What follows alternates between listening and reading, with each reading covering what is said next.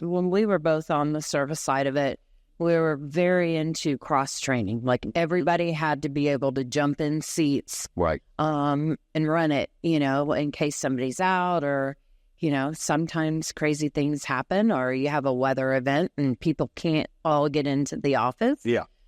So we have to be able to jump in and go. I think not only teaching them, here's how we answer the phones, here's what we say and why. Right. I think that the other part of that is testing them out, making sure.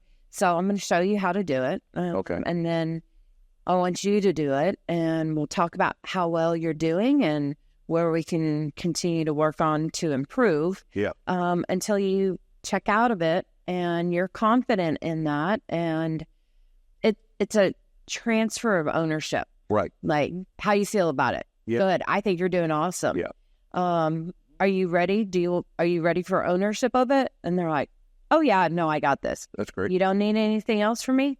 No, I don't. That's cool. Then, ownership transfers at that point. It offers right along, it seems. Yeah. And we just train them off the checklists. There is time where you want to teach them, like, for instance, plumbing 101 or electrical 101. Because you've got people that could be very green. Yeah. Some people owned houses, some people lived in apartments, and some people still lived at home with their folks. Yeah. So there were people that didn't know what a panel was, and we know that you hear the word panel and there's an issue, you get excited, right? Because you're like, that could be a good call. Yeah.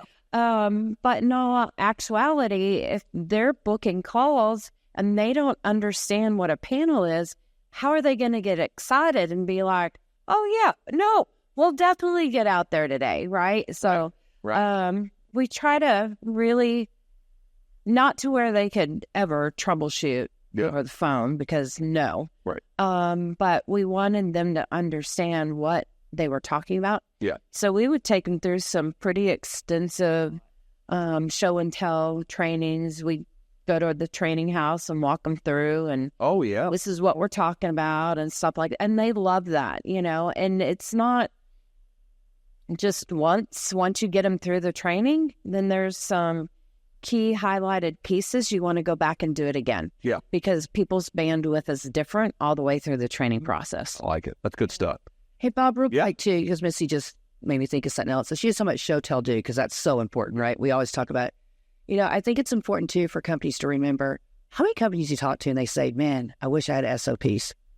Yeah. Large companies. Yeah. Especially for these small people, they start out, when you show them how to do it, have them take notes. Yeah.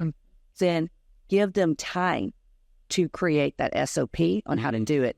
If you don't give them time, it feels like it's not a priority because they're trying to learn so much. You've got to give them time. Plus, it gives you time to go do other things you're not cross-train them on. Yeah. After they type it up, then give it to them to do. Yeah. Right?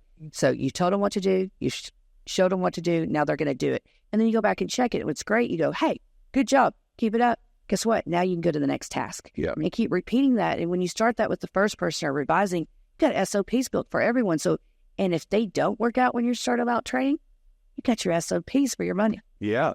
It's just missed. So as you're talking about that, I just think that's good for people to realize. That's great. Because everyone says, I don't have time. It's hard. Yeah. It's really simple when you do that.